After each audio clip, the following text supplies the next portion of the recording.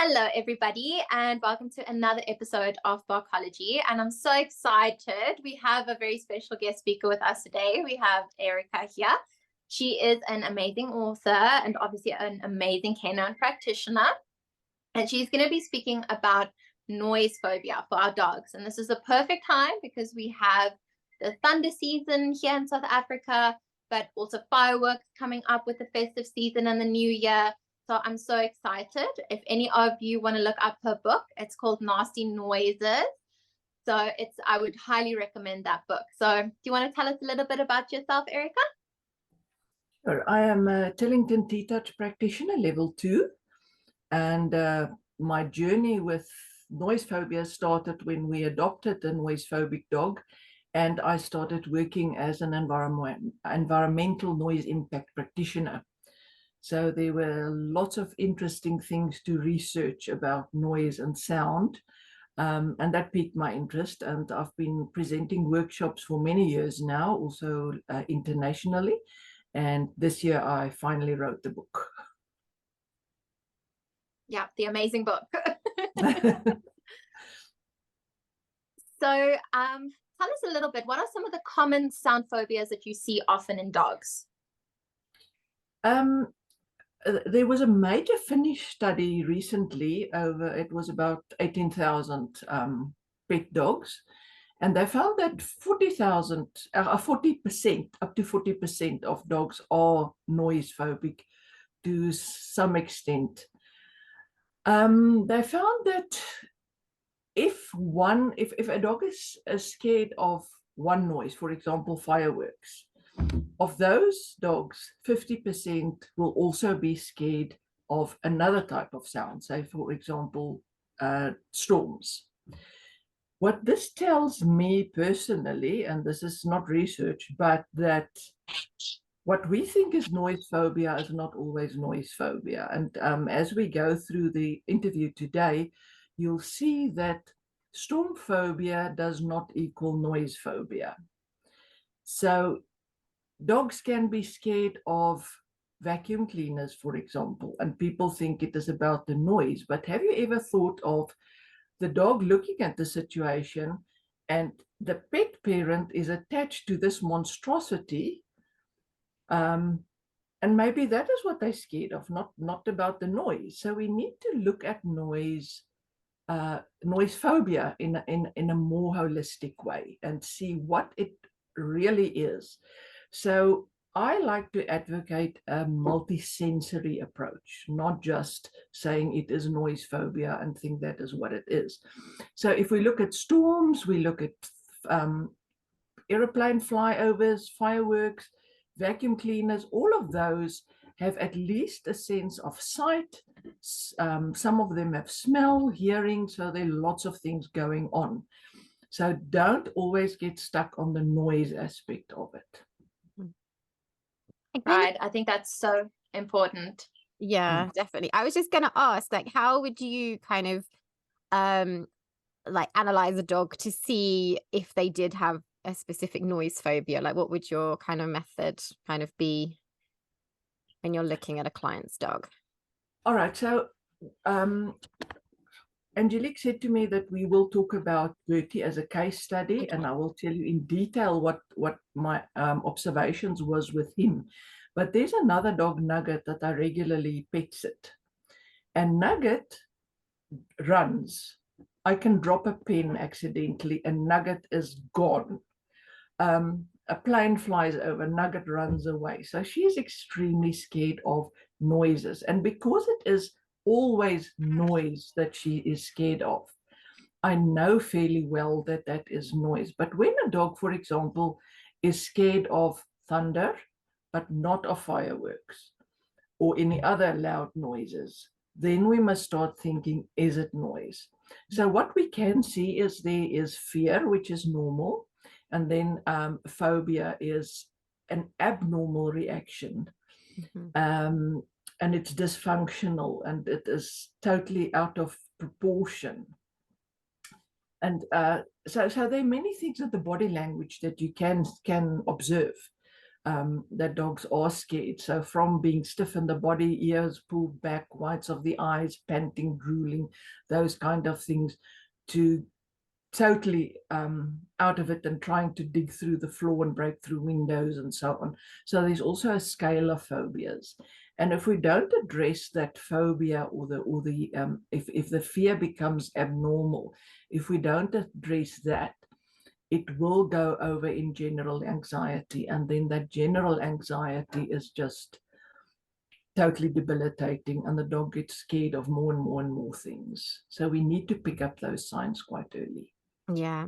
And is there a certain age, Erica, that a dog might develop like a noise phobia? Do you see it more in older dogs compared to younger dogs, or is it Some just... dogs are born with it. It might be genetic. But research show that the onset, it's also breed specific, but gun dogs, for example, the onset is around about 4 to 6 years. So it can be late onset, but it can also be inborn and genetic as well. So it really depends. Mm-hmm. I suppose as well, if they have like a scary experience. So with Spirit, my border collie, for example, I live in Joburg and the storms here are completely insane, you know, and he'll get, I remember when he first developed his fear of storms, he was about a year old, but the storm was so loud, and I think it was the first storm of like summer. And since that particular storm, he has been fearful, and obviously I have been doing some work with him, but some storms will get to a point where he just kind of goes over that threshold. So I suppose like, can a negative fearful experience as well, can that then just... Yeah, absolutely. Single event learning can always be a cause, and underlying health. So there are so many things like vaccinosis, central nervous system diseases. All of those can also cause fearfulness earlier or later in life. So there are many, many, many causes and onset rates for these things. And we don't always know. We don't speak dog that well, you know. Yeah. And I think there was also a recent study that linked pain with sort of noise phobia. Yeah. Pain, anxiety, phobia, they all go together. Yeah. Okay, so I think one common misconception is using the TV or putting music or something on to help your dog if they are already scared of thunder or fireworks. So is that something that's helpful or maybe hurting? Or what are your comments on that? I read often on Facebook, turn your TV up loud so you drown out the noise. Now, if your dog is already noise phobic, don't bombard him with more noise. So the function of music or other sounds is to calm down or cancel noise waves. So canceling noise wave means a noise wave is an energy wave. So for example, I clap my hands, I set molecules of air in motion. Those molecules set molecules next to them in motion, and so it carries on. So it's not that molecule here that moves to somebody's ear. It is a wave that moves. So if it was this and it reaches my ear, that would be wind. Okay, so the air is moving. So with sound, the air is not actually moving. It is vibration. The molecules here sets the molecules next to them in vibration, and so on. Then it depends on the pitch of the clap. So for example, if I slap the table, the pitch is lower than if I clap my hands, which is a higher sound. And that depends on the wavelengths between these troughs and valleys of the sound wave traveling. So when we say cancelling out sound waves, can I just mention the difference between sound and noise is also important to understand. So sound is the physical sound wave moving. Noise is a subjective interpretation of that sound. So noise is always annoying, it is unwanted, it is unpleasant. So what is noise for me may not be noise for you. What is noise for your dog may not be noise for you. So we need to understand that for something to be noise, it has to be a subjective interpretation of that sound. All right, so now we hear about things like white noise, or I like to call it white sound because it isn't really noise, it is sound, and brown sound and pink sound, green sound. And those are spectrums of sound waves.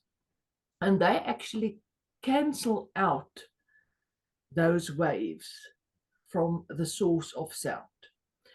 And it's not necessary to play them loud. So you can play white noise, which is like radio static or a fan or an air conditioner at low volume, and it cancels out sound waves. If we want to, we call that masking.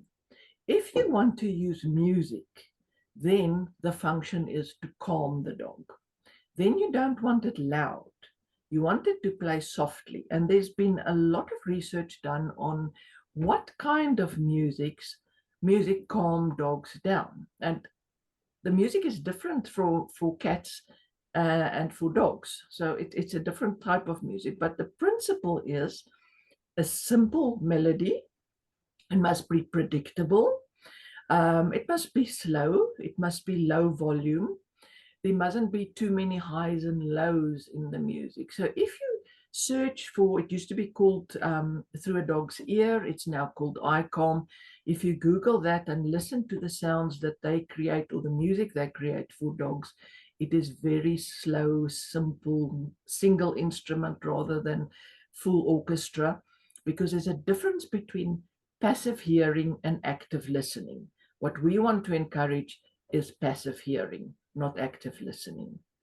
So the function of music is to calm the dog down, not drown the noise out.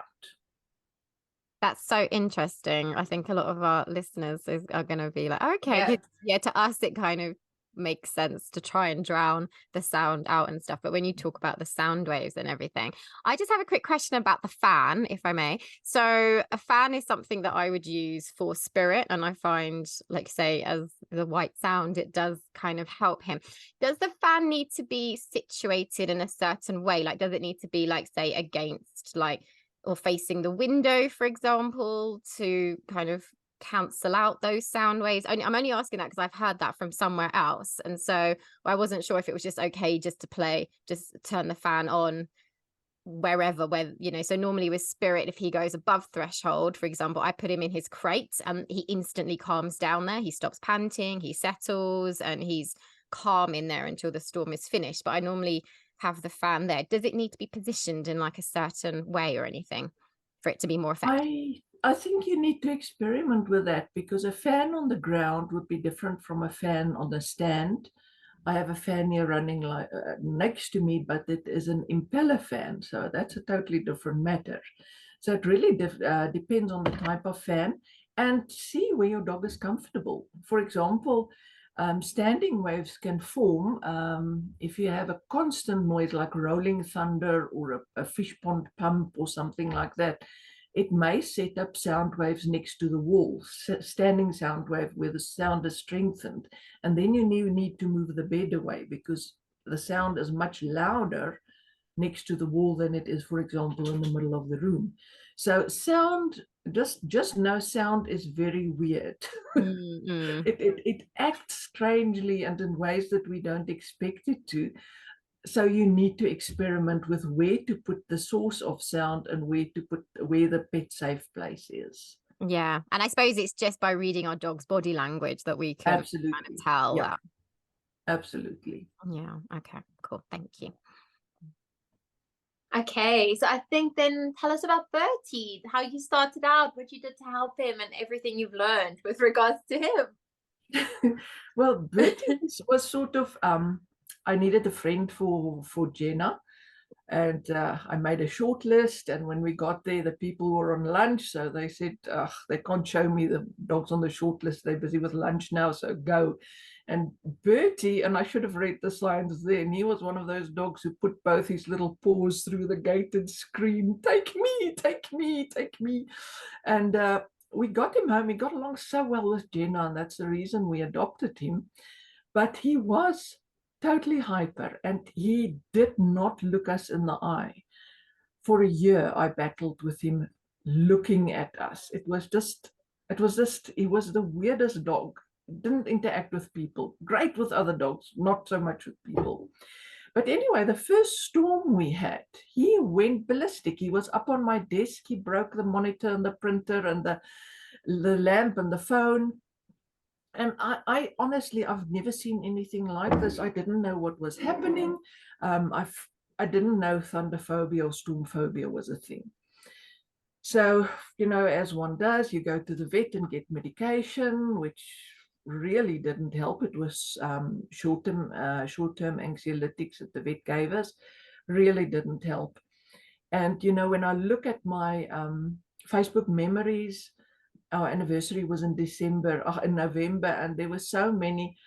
We were at the restaurant and we had to pack up because the storm was coming up, or we wanted to go out and there was a storm coming, so we had to stay home with Bertie because he was just absolutely, just couldn't. And I really didn't know what to do, so I sang to him a lot, and lots of Berties in the music, in the words, like Daisy, Daisy, give me your answer, do. I sang Bertie, Bertie. And that seemed to help him, but he was still, he could stay on the ground, but he was still shivering and drooling. I then used a thunder shirt. And it was about this stage that I started doing T-touch. So we took Bertie to our first T-touch training. Nobody could calm this dog down. And everybody worked with him, but he wouldn't calm down. So the next day I didn't take him because I didn't learn a thing. And when we got home, my husband said to me, "What did you do with this dog? He was quiet the whole day." So sometimes things like that just takes a bit of work. But as I learned more and more, T-touch really helped. And I'll tell you about T-touch now, the things that I did with him. I also didn't always want to sing to him, so we started experimenting with music. This was before the days where all these things were freely available on the internet. So Gregorian chants, for example, really helped him a lot. Also, moving his bed away from the hi-fi helped. Observing where his safe place was. And the safe place is so important. Dogs choose their safe place. So some of them want to be high. Bertie wanted to be on my bed. He wanted to be on my bed with his feet and or his head on my bedside table. And even if I moved my bedside table away, he would stretch his feet so he could touch the bedside table. So, it was so arbitrary. It was not the safe place I would have chosen for him. He was fine in a crate during the day, but not in a storm. He wanted to be high. Some dogs want to be under something. Some dogs want to be enclosed. Some dogs want to go to the bathroom when there's a storm. And the reason those dogs want to go to the bathroom, because technically the noise is much worse in a room like a bathroom, because it's hard and the reverberation is much worse. But the pipes that go into the ground earth the environment. So the electrical charge in the air, it's much less in a bathroom. So the dogs that go to a bathroom is not actually that scared of the noise. They are scared of the electrical charge in the air. And this is why I say you need to take the view that a storm, vacuum cleaner, thunders, fireworks, it's all much more than noise. So learning this and starting to work with this multisensory approach, I started wondering, Bertie could predict a storm. Sometimes the storm wouldn't even come, but he knew something was happening. And then later that evening, I would call my mom and she said, "Oh, we had an amazing storm here in Johannesburg, which is 60 kilometers away." Bertie knew about that storm. So how? Could he hear it? No, the noise doesn't travel that far. But the change in barometric pressure and the electrical charge in the air, those were the things that really freaked him out. And I could see when there was a storm, he would be on the bed with me and he would shiver and drool. And then suddenly he would sit up and he would go, and he would draw in his breath, and he would sit stiff like this, and then there would be a thunderclap, and then he would exhale and lie down again. And when a thunderclap happens, when that lightning flash strikes, that is a discharge of the electrical charge in the air. That is why lightning happens. It is because a charge build up on the ground, charge build up in the clouds, and then it cancels out. So that electrical charge disappears instantaneously, and then it starts building up. So his behavior and the timing of the flashes, I could see this is what he was scared of. He was never scared of fireworks or anything else. So now you have to start looking at, will music really help a dog like this?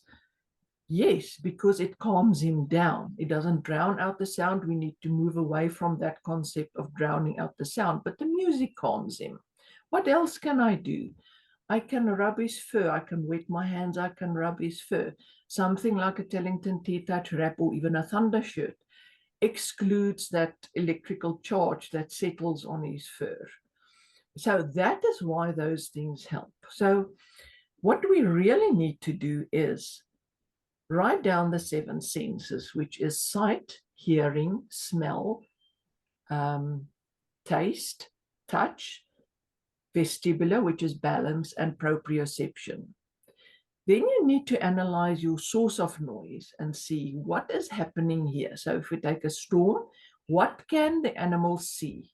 So there's lightning flashes, there's strange movements with the wind, there's leaves blowing around, there's curtains flapping about. All of those affect the sight sense. What can they hear? And it's not only the thunder and lightning, there's also rolling thunder, there is a wind blowing through leaves, and different trees have different sounds. So poplar trees are much louder than pine trees, for example. So you need to take those into account. There's also, we have wind chimes and slamming windows and things like that we don't think about, but that can also scare an animal. What is the smell like? Now, with fireworks, you have that gunpowder, saltpeter, sulfur smell. With rain, there are totally different smells before, during, and after the rain. The taste in the air, it's related to the smell. And then that affects the skin. Remember, the skin is the biggest organ in the body. So things like static electricity, air pressure, all of those can be felt through the sense of touch. The vestibular sense is in the middle ear or the inner ear, and it is affected by the change in air pressure, for example, the barometric pressure. And then the proprioceptive sense is that sense that the dog knows where its body is, and you need to work on that sense as well in order for the dog to know their safe place, and will they injure themselves, because dogs do weird things when they want to get to their safe space. So you need to work on that sense as well. So if you can't identify the particular trigger, and don't assume it is noise, because as you've seen now, there are lots of things happening during a storm.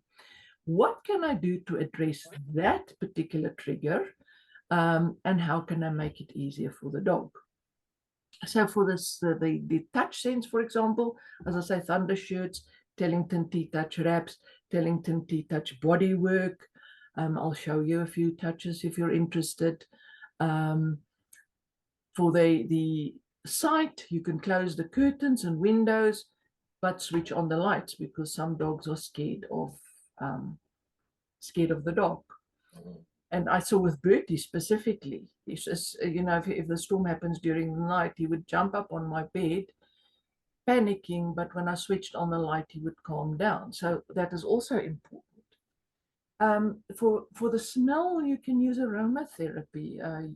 Just ask somebody who knows what they're talking about, because some oils are really toxic for dogs. For the taste, you can do calming treats containing chamomile, etc., if they are in a state to eat. For the vestibular sense, the air pressure, you may maybe use an ionizer. The jury is still out on ionizers if they really make a difference. But bear in mind that this is what the dog is scared of. So a fan might also be helpful in a case like that. And then the proprioception sense, Detached groundwork and free work is excellent for building a calm dog. And we are going to talk about what can I do to prepare my dog, and building a calm dog is the number one thing that you can do, because a dog that is generally calm and relaxed will be much better able to deal with scary things. Yeah, I think that's actually my favorite. And, everybody wants a quick fix, but really working on that calm dog is the key. So let's quickly get to the question of what can you do to prevent it as much as possible? We know it's not always possible, but let's say, we have a lot of puppy clients or adult dogs that come to us. What can owners do to, be as proactive as possible? Well, as I say, building a calm dog is the most important thing, and exposing them to as many experiences as possible, bearing in mind not to flood the dog by exposing him. So yes, new things, smell things, take the dogs for sniffy walks. We like to run with our dogs. We like to go for fast walks with our dogs, thinking our dogs need exercise, but they also need their mind stimulated and their senses engaged. So once a week at least, or twice a week, we say take the dog for a walk, but very often it is our walk. The dog just goes along with what we want to do, but take the dog for his walk. Sniffy things, interesting things, exposure to nice things. Because this is how we build a calm dog. Play brain games instead of rousing games like fetch games all the time, because that works the dog up. So going for a walk before there is a storm, doing nice things with the dog, building a calm dog. So those are the important things. So we cannot say whether a dog will be storm phobic or not. You actually need to see that. When you see the dog is storm phobic, there's a lot of things you can do before the storm hits, like going for a walk, a nice walk, a sniffy walk, because that increases the serotonin levels in the brain. It releases endorphins. It makes them happier. You can play indoor games with your dogs. They are very nice little agility sets that you can buy to set up in your house, and do that before the storm hits, because then the dog is happier. You have to make sure that they have access to their safe place once you have identified what the safe place is. So for me, clearing the bed of breakables, clearing the bedside table of breakables, make sure Bertie can be there, getting the music ready, playing lots of music to him before the time, playing brain games with him when I know the storm is coming. So you really need to know, observe your dog, body language, etc., etc. Yeah, I think it's a really good point about just making sure that you are letting the dog just do doggy type things. Like, we are big believers in just making sure that the dog's needs are being met anyway, regardless of whether they have phobias or not, because it just kind of is massively just increases their mental state. So I think they're just able to cope with things much better if they are getting all the things that they kind of need in life and stuff. So yeah, no, that's really, really useful. And Erica, is there something that people can perhaps focus on? So I know you've spoken about Bertie, but is there anything that people can kind of do, or what you'd recommend doing at home with them? Obviously, apart from giving them a safe space, and perhaps, looking at things like touch and massage, and making sure, they're doing brain games and everything. Is there anything you'd kind of recommend when perhaps like the storm is perhaps, starting, for example, or would you just recommend just putting the dog in their safe space before they kind of get over that threshold? Or would you kind of try and pair anything fun with the storm, for example? It really depends on the dog, and it's not a matter of putting the dog in its safe space. The dog has to be free to choose where they want to be. So if you think that the safe space is a crate and you put the dog there, it's most likely not going to work. So just make sure that the usual safe space is accessible. What I wanted to say when you talked about meeting the needs is the hierarchy of needs. right at the bottom, you have safety, food, health, all of that things. That is super important. The next level then is setting the scene, making this comfortable for the dog. And here are all our things of Tellington T-Touch, aromatherapy, the safe space, medication, all of that. The step above that is positive reinforcement. But what we need to remember is that when a dog is in a state of fear or a state of phobia, they cannot learn. So it doesn't help to try positive reinforcement, etc. once the storm hits. You need to control the environment. You need to support the emotions. That is what you can do. So how can we control the environment? We can make it we can make sure that it is a soft room, like curtains close. A bedroom, for example, is a soft room where there are carpets and curtains and soft furnitures.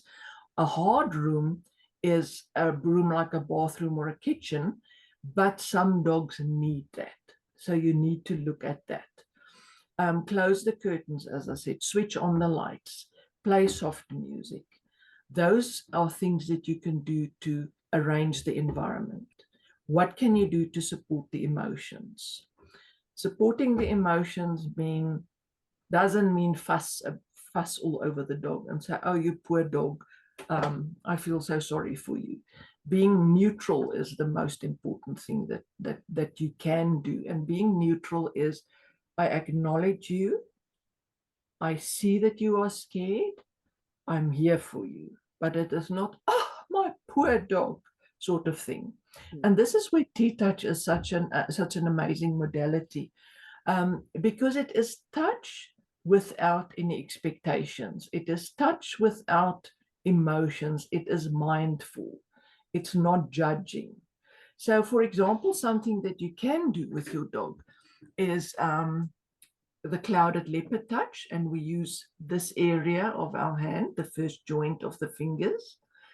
The pressure is very, very soft. So it is just enough, if I do it on my face, just enough to move the skin, basically. It's the weight of my fingers. It's not hard. So what you do on a dog is put your thumb down to anchor your hand, keep your wrist straight, put your first joints down softly, move in a circle and a quarter, move the skin. Don't slide over the skin, move the skin.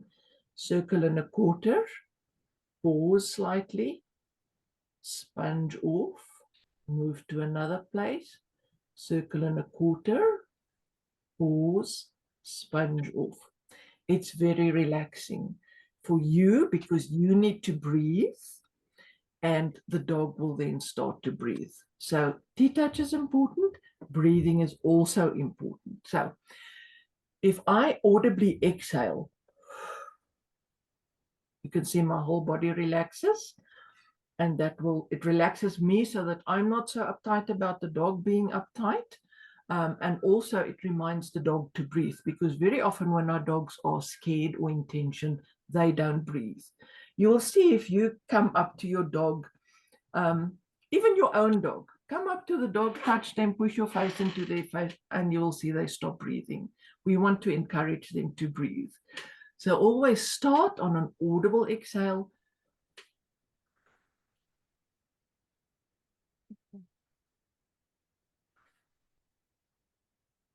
Relaxes you, it relaxes the dog, it creates a bond of trust between you and your dog, and most dogs will allow you to do this while there is a storm going. Another thing that you can do is do ear touch. So the ear touch is also very, very gentle and soft. There are lots of acupuncture points in the ear. You don't need to know where they are. So put your thumb on top of the dog's ear, or like behind my ear now, and just slide off. So between thumb and forefinger, slide.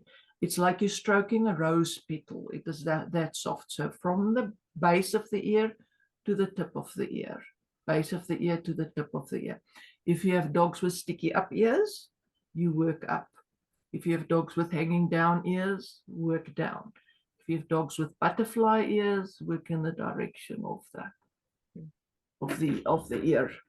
And would you do the breathing with the ear as well? Absolutely, yes. So you want to focus on your breathing because then you are relaxed. Yeah. If you breathe in when you start working, you will tend to, pull up, hold your breath, and carry the tension over to the dog. You don't want to do that. You want to. Okay. Yeah, that makes sense. And with the clouded leopard, which area of the body can you do that in? Like, where's best? Wherever the dog is comfortable. You won't come up to a dog and touch his bum when he can't see you. So ideally, you would want to start at the shoulders where the dog can see you. Shoulders or chest is usually safe. Yeah. And then move over the whole body, because once you have that connection, you will also hold with one hand and use your other. We call it contain, not restrain. And then there's also another like very good point that I'll never forget. And I can relate to dogs now with regards to this because I was a little bit traumatized. But when I attended Erica's workshops, one of the points she makes is don't stare at your dog when you are busy doing the T-touch or anything because it gets really creepy. So, Yeah. so just remember, guys, you don't want a person right up in your face. Same thing for your dogs. All right, so I brought Jock along. Here's Jock, just to show you the touches on a dog. So one hand is containing, not restraining. So if Jock wants to move, I can move slightly with him. But if he really wants to go, that's fine. I'm not holding him against his will. So where do we start? As I said, it might be good if we can start here where the dog can see my hand. And if the dog is scared of an open hand, you can even use the back of your hand. So put your thumb down.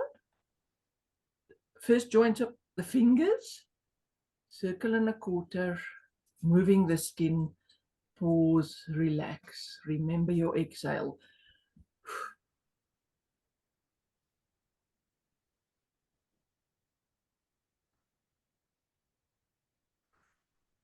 It's so light, isn't it? It's like It's very it's light. making me want to go just the to weight sleep. of It's your relaxing fingers. me so much just watching you. I'm like And as Angelique says, what you don't want to do is this sort of thing. And what are you doing now? Yeah. And it is, I think it's just the lightness of the touch. It's so light. Absolutely. Like, yeah. Absolutely. And slow, yes. Yeah, and slow. So it is between 1 and 2 seconds. You want that full circle to be. Your intention is quite important in that it's not a matter of I'm going to cure you now. It's a matter of, okay, let's both relax a little bit. So you will see if you, for example, if you work with phobic dogs or dogs that are very reactive, they very often don't want you to touch their hindquarters because it is so very stiff here, and it is exactly here where you want to work. So how we approach it would be start by the shoulder very quickly and break. Give them a break. And giving them a break doesn't mean staring at them, finding out how they're feeling. Give them a break totally. And if they want to walk away, let them walk away. If they come back, score for you. And then, you just see if you can move a little bit closer and give them a break.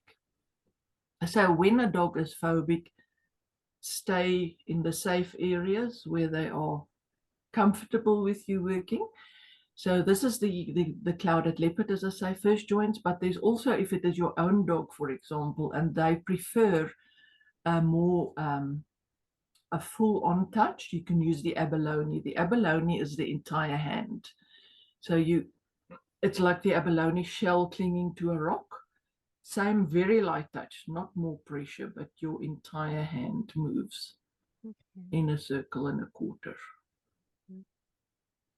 And some dogs prefer this. So there are various areas that you can work with your hand, but these are two of the most common ones.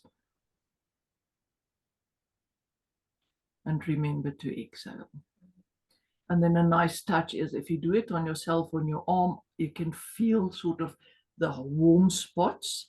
And if you just close it off with a stroke all the way through, even if the tail stops here, even if it is a dock tail, take it, don't stop here, from the top all the way to the bottom and carry on. Okay. It just grounds that whole experience. It's so interesting. And can you just show us the ear one as well, just for our listeners that watch the video, just so they make sure they're doing it properly as well? Okay, so don't do this to your dog.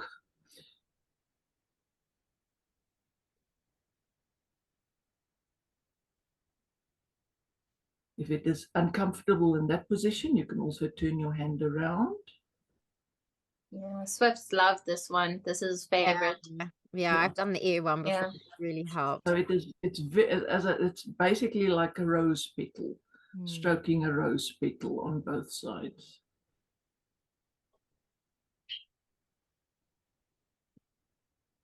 Whatever is most comfortable in the position you're in. And can you also work at the base of the ear? Yes, absolutely. You can do little touches here on the base of the ear, because very often dogs that are stressed and anxious, they have this frown here. So you can actually get rid of this frown by doing some touches here.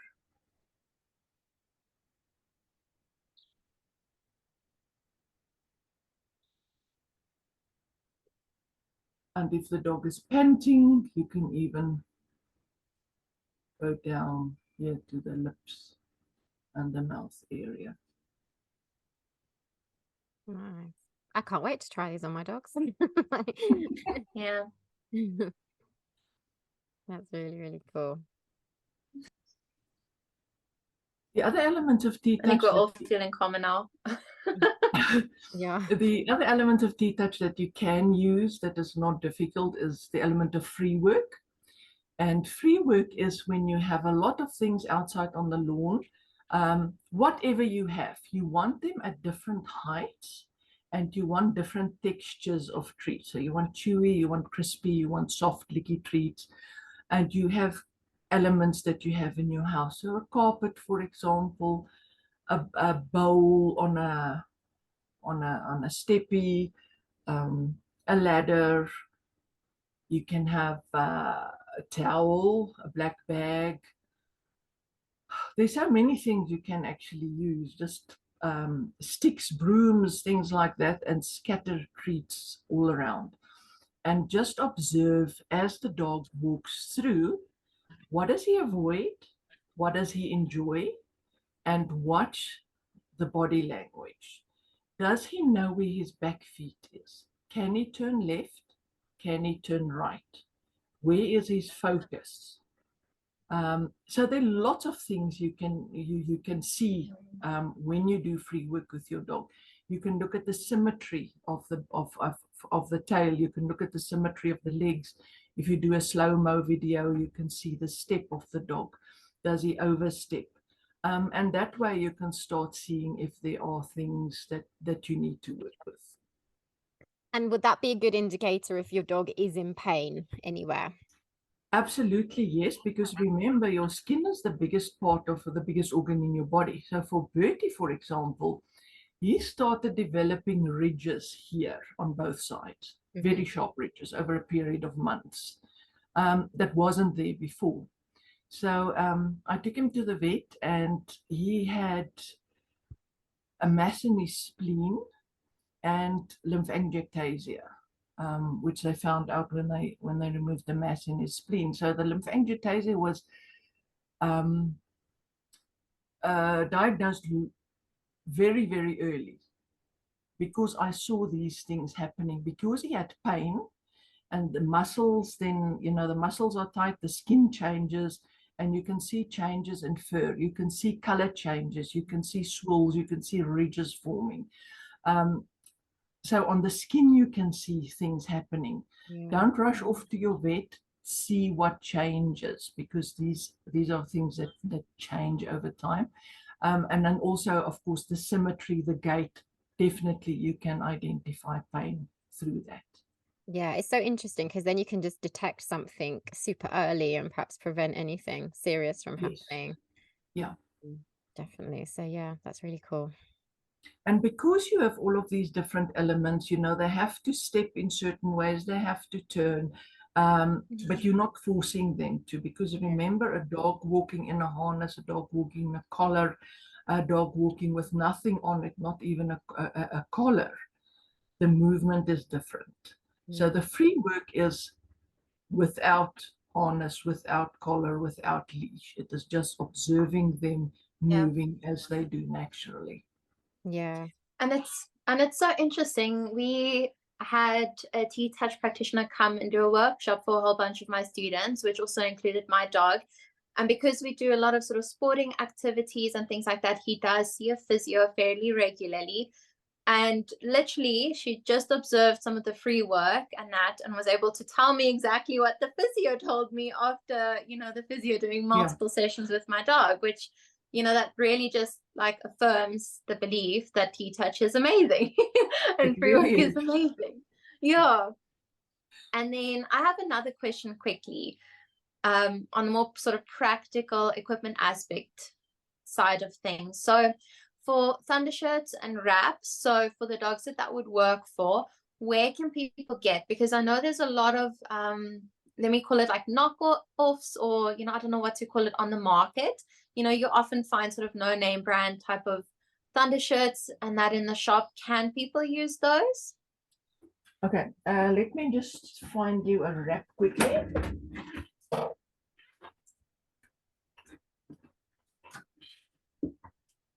Now, this is what the wraps look like, and you can buy them from Diskim. So they call them elastic bandage. So they are slightly stretchy. And for a medium and big dog, you would use this, I think this is 7.5 centimeters. And then for a smaller dog, you would use the 5 centimeter one. And they're not that expensive. Last time I bought, they were under 20 Rand for a wrap. Wow, that's so cheap. Let me just show you how to put on a wrap, because I see this on Facebook as well around about this time of year.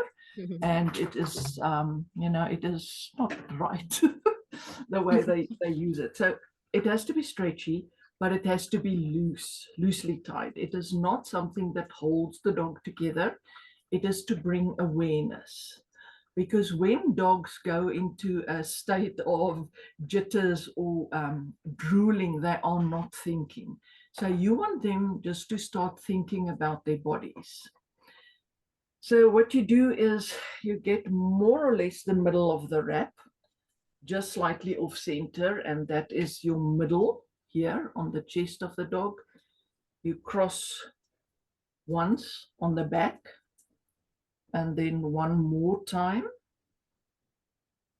underneath, and you tie it just off center, not on the spine, because it is not comfortable. But you can see it is very, very loosely tied. And the point of it is just to bring awareness, not to hold the dog together. Okay. So the wrap is not the same as the thundershirt. The function of the wrap is to bring awareness to the body. Some people use scarves and things, but it has to be elastic and it has to be loosely tied for it to really be effective. And it loses its effectiveness after about 20 minutes, because then the body habituates. And you only use this under supervision, because it can get caught and injure your dog. Also, you need to introduce it slowly to a dog. It is not something you will slap onto the dog. So you will introduce the wrap, let him sniff. If it is a dog that's not too food driven, you can offer some treats on it. You can just rub the dog with a wrap at first and just see if the dog is okay. You then drape it loosely around the dog. You then can try and tie it and take it off immediately. and then just generally expose them longer times. And you don't want to do this when the storm hits people, because you are just freaking the dog out more than he already is. This you need to do long before the time. Bertie learned to love his wrap. He actually, well, I used wraps and thunder shirt. He loved his thunder shirt. And I think it is because he was scared of the charge in the air, not necessarily the noise. But he knew where the thunder shirt was kept, so he would go and nose it and say, please put it on. Now, the thunder shirt is the original thunder shirt I'll talk about first.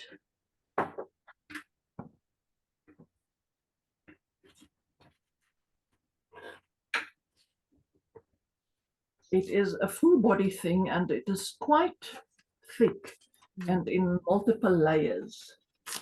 And this is also not something you want to slap on the dog when the storm hits. You need to work with this before the time, because it is quite scary with Velcro, etc., etc. So first thing, best way to put it on is put it around the neck first. Lift this flap.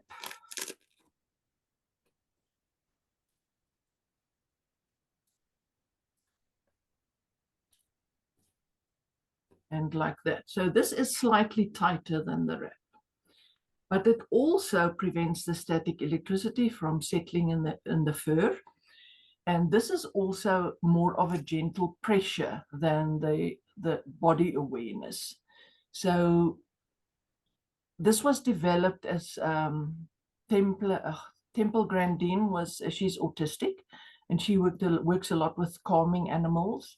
And this was developed in cooperation with her. And she said she was autistic. She needed this sort of pressure on her body, but she doesn't want people to touch her. So what she did when she was a little girl is lie under the couch pillows and asked her sister to sit on top of it. So this thing is gentle pressure over the entire body. It is something different. So it also depends what your dog prefer, whether you will use a wrap or a thunder shirt. The knockoff thunder shirts, they also say you can use a baby t-shirt, for example, that you put on back to front and just knot it here. You know, once again, what is your dog scared of? What are you trying to achieve? Knockoffs, if the dog is scared of the charge in the air and it is something like nylon that attracts static electricity, not the best idea. Then you want cotton. On the other hand, this is quite thick and hot, and our storms are, you know, it is temperature-wise, it's quite hot during the storms usually. So this is another thing. If they are already noise phobic and you do this sort of thing here right under the ears with a Velcro, you know, it's also not a good idea. So you really need to look at what the purpose is and what your dog's trigger is. But the purpose, I know, Angelique, at the workshop, you said that there are some things that work with string, tied up with string for the thunder shirt knockoffs. You want gentle, even pressure over the body. So if it's anything that has a drawstring or tie up with straps, and it's not this even, gentle pressure across the whole body, you know, you might do more harm than good. And do dogs habituate to the thunder shirt in the same way that they do to the body wraps? They do, but because the function is different, because the habituation here is you want it to bring body awareness. As soon as they get used to it and there's no body awareness anymore, it doesn't serve the function anymore. Whereas this one you can keep on for a long time. The body doesn't, it does habituate, but the purpose is to give that hug and to prevent the static electricity from settling in the air. So this one, it doesn't matter if they habituate, because it has a different function, really. Okay, cool. Makes sense. Okay, so where can people reach you? Where can they find out more about T-Touch and your book, Nasty Noises? Just, you know, where can people reach you for more info? My website is chillpups.co.za. On my Facebook page, which is also Chill Pups, but it is Chill Pup Dogs, I think. There is a free ebook about storm phobia, which you can download. On my website, there's also things about a bit of an introduction to T-Touch. My clients get an ebook about T-Touch that I have newly written, and it's only for my clients, unfortunately.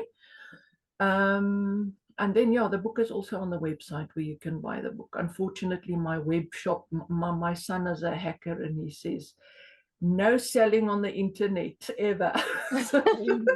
But my email address is there, so you can email me. I'll send you an invoice and I'll mail the book to, or courier the book to you.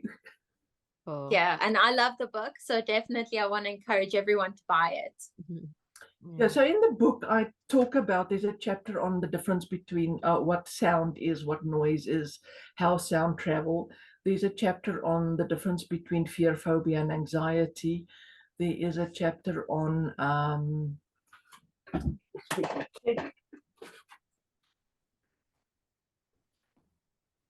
there's a chapter on health issues that's maybe underlying. There's a chapter on the anatomy of a thunderstorm, exactly how it works and what all the elements of a thunderstorm is. There's a whole chapter on the senses of a dog and how they differ from ours. There's also, what's nice is there are links to YouTube videos that you can watch that gives you a lot more information about the senses. And then there's a chapter dedicated to the environmental arrangements that you can make or adjustments that you can make for your dog when they are storm phobic. There is a massive chapter on emotional assistance, which includes prescription medication, natural alternatives like pheromones, essential amino acids, melatonin, homeopathy, herbal remedies, back flower remedies, aromatherapy, thundershirt, whole chapter on Tellington T-Touch free work, and so on. And then there is a chapter on 2 case studies and then how to put it all together. Yeah.